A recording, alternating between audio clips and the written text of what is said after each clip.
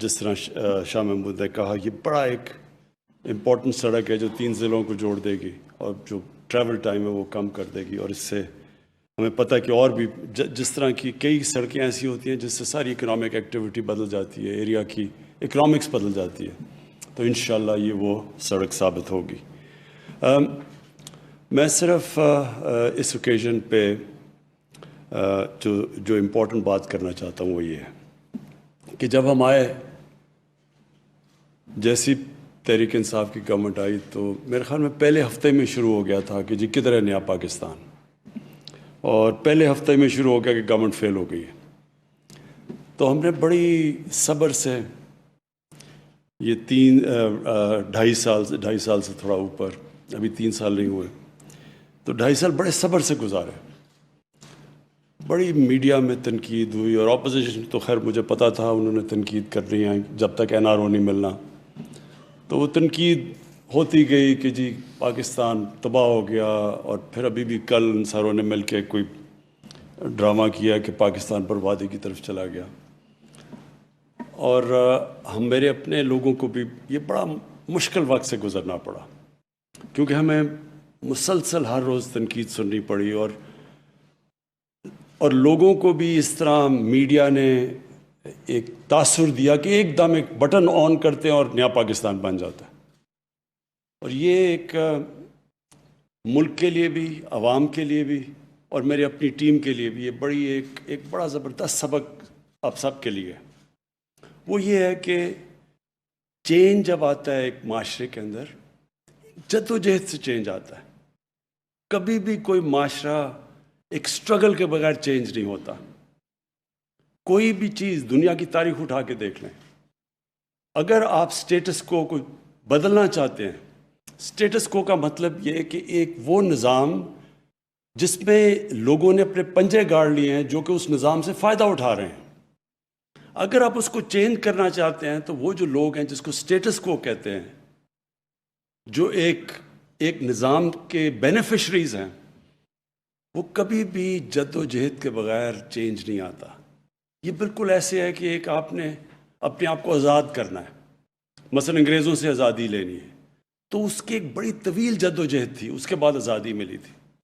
آزادی کی وہ تو 1857 کے اندر 1857 میں ایک کوشش، بڑی قربانیاں دے کے لوگوں نے کوشش کی، اور وہ فیل ہو گئی آزادی کی جنگ۔ لیکن تب سے 1947 تک وہ مسلسل جد و جہد چلتی رہی، اس میں اونچ نیچ آتی رہی۔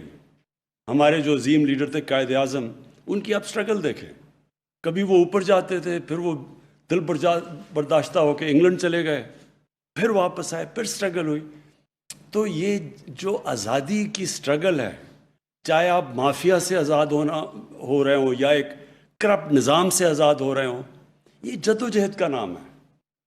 یہ کبھی بھی ایسے نہیں ہوتا کہ ایک دم آپ آزاد ہو جاتے ہیں۔ جو ابھی جس جگہ پاکستان کھڑا ہے، ایک بہت، میں سمجھتا ہوں کہ 1947 کے بعد یہ ایک بہت بڑی سٹرگل چل رہی ہے پاکستان کا نظام بدلنے کے لیے، مافیاز سے اپنے آپ کو آزاد کرنے کے لیے۔ ہر جگہ مافیاز بیٹھے ہوئے ہیں، ہر جگہ ان کی کوشش ہے کہ کسی طرح یہ گورنمنٹ فیل ہو تاکہ وہ پھر اسی طرح ایک کرپٹ نظام سے فائدہ اٹھاتے رہیں۔ تو اپنی قوم کے لیے، اپنی ٹیم کے لیے، یہ جو آج پاکستان سٹرگل کر رہا ہے، یہ سب سے امپورٹنٹ سٹرگل ہے پاکستان کی فیوچر کے لیے، اپنے آنے والی جنریشنز کے لیے، ہماری نسلوں کے لیے بڑی امپورٹنٹ سٹرگل ہے۔ یہ سٹرگل ہے رول آف لاء کی، قانون کی حکمرانی کی سٹرگل۔ یہ سب سے یہ جو قانون کی حکمرانی کی سٹرگل ہے، اس سے ہی ایک معاشرہ بدلتا ہے۔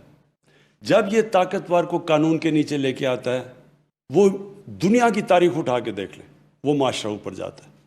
آج آپ سارے خوشحال ملک دیکھ لیں، جو بھی ملک خوشحال ہے وہاں قانون کی حکمرانی ہے، وہاں طاقتور قانون کے نیچے ہے، وہاں کوئی چینی مافیا نہیں پھر رہا، کوئی قبضے مافیا نہیں ہے، وہاں کوئی پولیٹیکل مافیاز نہیں ہیں۔ کہتے ہیں کہ جی ہمیں NRO دو نہیں تو ہم گورنمنٹ گرا دیں گے، فوج کو بلا رہے ہیں کہ فوج آگے گورنمنٹ گرا دے، اپنے آپ کو ڈیموکریٹک موومنٹ کہتے ہیں، فوج کو کہہ رہے ہیں کہ گورنمنٹ گرا دو۔ کیونکہ ان کا ساروں کا مقصد اپنے انٹرسٹ پروٹیکٹ کرنا ہے. یہ سارے جو مافیاز ہیں یہ اپنے مفادات کی حفاظت کی جنگ لڑ رہے ہیں، اور اس کے لیے وہ تیار ہیں گورنمنٹ گرانے کے لیے، کچھ بھی کرنے کے لیے تیار ہیں. باہر پیسے پڑے ہوئے ہیں ان کے اربوں اربوں ڈالر، ڈر لگا ہوا ہے کہ یہ گورنمنٹ آئے گی تو پیسے ان سے واپس آ جائیں گے. ان کی ساری چوریاں سامنے آ رہی ہیں، تو ان کی کوشش یہ ہے کہ اس سے پہلے گورنمنٹ کو کسی نہ کسی طرح گرا دو. تو پہلے تو معیشت تباہ کر دی، یہ ڈرامہ چلتا رہا. پھر پتہ چلا کہ وہ معیشت کرونا کے باوجود، ہندوستان میں ذرا دیکھیں آج کیا حالات ہیں. ہمارا اور ہندوستان کا ایک ہی طرح کے جو آبادی ہے، جو ڈینسٹی پاپولیشن ہے، جو موسم ہے، ہمارا تو ان سے ملتا جلتا ہے.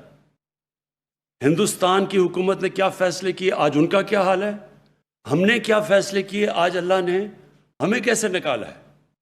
اور اس کے باوجود جب ان کا -7 پہ گروتھ ریٹ ہے، ہمارا 4% پہ چلا گیا، جبکہ ہمارے ہندوستان سے بہت برے حالات تھے.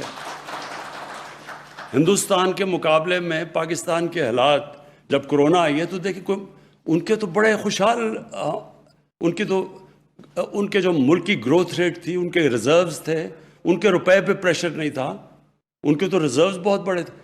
ان کے مقابلے میں دیکھیں کہ پاکستان نے کس طرح یہ ایک سال، پہلا سال سٹیبلائز کرنے میں لگایا، دوسرا سال کرونا آ گئی، کرونا سے پھر اپنے لوگوں کو بھی بچانے کی کوشش کی، اپنی معیشت کو بھی بچانے کی کوشش کی.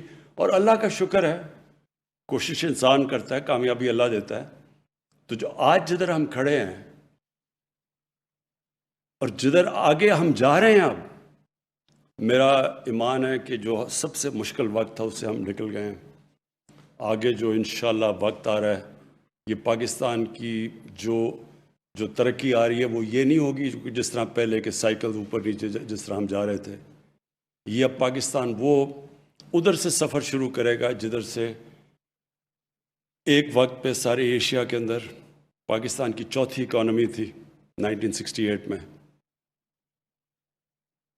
انڈیا، جاپان، چائنا اور انڈیا کے بعد چوتھا پاکستان تھا. اور اس کے بعد دیکھیں کہ ہم کدھر چلے گئے. تو وہ پھر سے وہ ساری جو پالیسیز ہیں، اپنی انڈسٹری کو انکریج کرنا، اب اپنے ایگریکلچر کو اٹھانے لگے ہیں. ابھی بھی ماشاءاللہ جو فصلیں ہوئی ہیں، پہلے کسانوں کو پیسے لے کے دیے، جو شوگر ملز پیسے نہیں دیتے تھے. ایک سال بیچارہ کسان انتظار کرتا تھا، پہلے اگر 180 ریٹ ہے تو 120 روپے ملتا تھا اس کو. پورا پیسہ ملا ہے، ٹائم پہ ملا ہے. اس پیسے کو کسان نے اپنی زمین میں لگایا، ریکارڈ پیداوار آئی ہے. اور جب کسان پیسہ بناتا ہے تو وہ لنڈن میں میفر میں فلیٹ نہیں لیتا، وہ اپنی زمین میں پیسہ لگاتا ہے، ملک کو خوشحال کرتا ہے. انشاءاللہ اب کسانوں کے لیے جو ہم پیکج لے کے آ رہے ہیں، انشاءاللہ آپ دیکھیں گے کہ پہلے یہ 60s میں جو صحیح معنی میں ایک دفعہ